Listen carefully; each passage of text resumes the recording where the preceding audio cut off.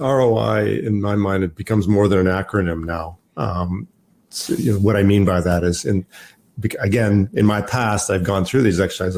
When I was part of the sales organization, we had to do a lot of these kinds of things, but it was never really from the customer's perspective. Ultimately, it was really about what ROI can we achieve.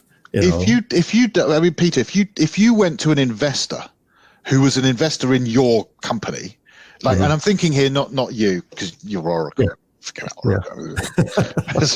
It's a different world, right?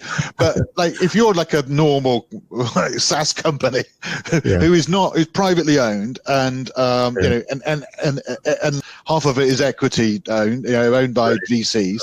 Right, you go to one of those venture capitalist investors and say, "I've just doubled the lifetime value of every customer." They're going to go crazy wild.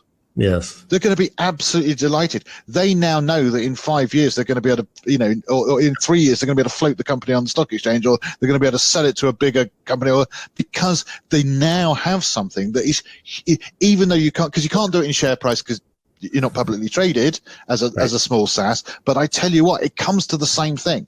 You go and talk to those investors about what they want, and you say, well, we've tripled the lifetime value of an existing customer and doubled the longevity of that customer. They're going to be massively pleased. It's not simple, but it's a real metric, and people argue about how to calculate it all the time. But I think who's responsible for that change? Because again, we're part of a value chain. It's not anyone who says, "Oh, you've got to be the same as sales." Just sorry, sales does not bring the money in.